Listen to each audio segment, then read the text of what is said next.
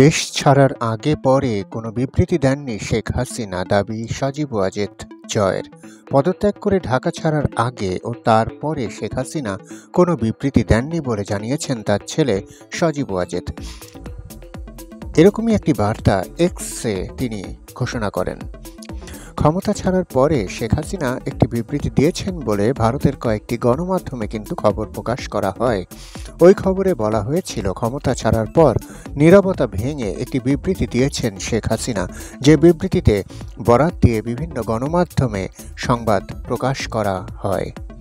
শেখ হাসিনার বিবৃতির বরাত দিয়ে ওই সব খবরে বলা হয়েছিল, আমি যদি যুক্তরাষ্ট্রের হাতে সেন্ট মার্টিন ও বঙ্গোপসাগর ছেড়ে দিতাম তাহলে ক্ষমতায় থাকতে পারতাম। এই নিয়ে বাংলাদেশ ও গণমাধ্যমে খবরের প্রেক্ষিতেই এই টুইট বার্তা দিয়েছিলেন মিস্টার ওয়াজেদ।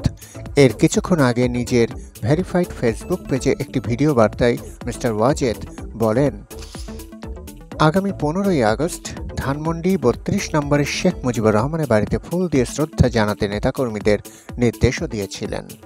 নির্বাচন ঘোষণা হলে তিনি দেশে ফিরে আসবেন বলেছেন সজীব ওয়াজেদ জয়। নির্বাচন ঘোষণা হলে বাংলাদেশের ক্ষমতাচ্যুত প্রধানমন্ত্রী শেখ হাসিনা দেশে ফিরবেন বলে বিবিসিকে জানিয়েছিলেন তার পুত্র সজীব ওয়াজেদ জয়। 90 দিনের মধ্যে তিনি নির্বাচন অনুষ্ঠানের দাবিও জানিয়েছেন। অন্যদিকে রয়টার্সকে দেয়া একটি সাক্ষাৎকারে সজীব ওয়াজেদ জয় দাবি করেছেন, বাংলাদেশ ছাড়ার আগে শেখ হাসিনা কোনো পদত্যাগপত্রে স্বাক্ষর করেননি। আমার মা আনুষ্ঠানিকভাবে কখনোই পদত্যাগপত্রে স্বাক্ষর করেননি, তিনি সেই সময় পাননি। ওয়াশিংটন থেকে রয়টার্সকে বলেন সজীব ওয়াজেদ জয়।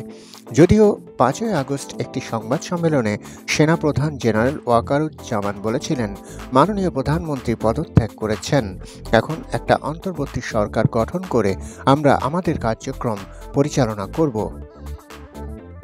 গত 5ই আগস্ট ছাত্র জনতার তীব্র আন্দোলনের পর ব্যাপক অস্থিরতা তৈরি হলে দেশ ছেড়ে চলে যান শেখ হাসিনা। বর্তমানে তিনি ভারতেই অবস্থান করছেন। বাংলাদেশের গণমাধ্যমগুলো বলছে, শেখ হাসিনার বিরুদ্ধে কয়েক সপ্তাহের বিক্ষোভে 500 জনেরও বেশি মানুষ নিহত হয়েছে, তাদের বেশিরভাগই মারা গেছে পুলিশের গুলিতে। 1971 সালে বাংলাদেশের স্বাধীনতা যুদ্ধের পর থেকে সবচেয়ে ভয়াবহ সহিংসতার হাজার হাজার মানুষ আহত হলো। মিস্টার ওয়াজেদ বিবিসিকে বলেন, অবশ্যই তিনি বাংলাদেশে ফিরে আসবেন যখন অন্তর্বর্তীকালীন সরকার নির্বাচনের তারিখ ঘোষণা করবে। তিনি অবশ্যই দেশে ফিরে যাবেন বলেছেন তার ছেলে জয়। অন্যদিকে রয়টার্সকে দেওয়া সাক্ষাৎকারে সজীব ওয়াজেদ জয় বলেন, শেখ হাসিনা একটি বিবৃতি দেওয়ার এবং পদত্যাগ করার পরিকল্পনা করছিলেন, কিন্তু তারপরে বিক্ষোভকারীরা তার বাসভবনের উদ্দেশ্যে মিছিল নিয়ে আসতে শুরু করে। তখন আর কোনো সময় ছিল না। আমার মা এমনকি ব্যাগ গোছানোর সময়ও পাননি। সংবিধান অনুযায়ী তিনি এখনও বাংলাদেশের প্রধানমন্ত্রী। তিনি দাবি করেছেন, সেনাপ্রধান ও বিরোধী দলগুলোর সাথে আলোচনা করে সংসদ বিলুপ্ত ঘোষণা করেছেন প্রেসিডেন্ট। প্রধানমন্ত্রীর আনুষ্ঠানিক পদত্যাগ ছাড়া অন্তর্বর্তীকালীন সরকার গঠন করাকে ভবিষ্যতে আদালতে চ্যালেঞ্জ করা যেতে পারে বলে তিনি দাবি করেন। মিস্টার জয় বলেন, শেখ হাসিনা রাজনীতিতে ফিরবেন কিনা সেই সিদ্ধান্ত এখনো হয়নি। তার সঙ্গে যে আচরণ করা হয়েছে তাতে তিনি বেশ অসন্তুষ্ট। তিনি বিবিসিকে বলেন, আমি নিশ্চিত যে বাংলাদেশে আজ যদি নির্বাচন হয় এবং এই নির্বাচন যদি অবাধ ও সুষ্ঠু ও নিরপেক্ষ হয় এবং যদি লেভেল প্লেয়িং ফিল্ড থাকে তাহলে আওয়ামী লীগই জয়ী হবে। শেখ হাসিনার ছেলে বর্তমান অন্তর্বর্তী সরকারকে অসাংবিধানিক বলে আখ্যা দিয়েছেন। গ্রেপ্তারের ভয় কখনোই আমার মা বা মাকে নিবৃত্ত করতে পারেনি। আমার মা ভুল কিছু করেননি। সরকারের ভেতরের কিছু লোক বেআইনি কাজ করেছেন, তার মানে এই নয় যে তিনি সেগুলো করার নির্দেশ দিয়েছেন। তার মানে আমার মা সেগুলোর জন্য দায়ী বলা যাবে না, বলছিলেন সজীব ওয়াজেদ জয়। কিন্তু আন্দোলনকারীদের উপর গুলি চালানোর জন্য কে দায়ী তা তিনি পরিষ্কার করেননি। সরকার বিশাল একটি যন্ত্রের মতো, যারা সেজন্য দায়ী তাদের অবশ্যই বিচার হওয়া উচিত। কিন্তু আমার মা কাউকে বিক্ষোভকারীদের উপর সহিংসতা করতে বলেননি।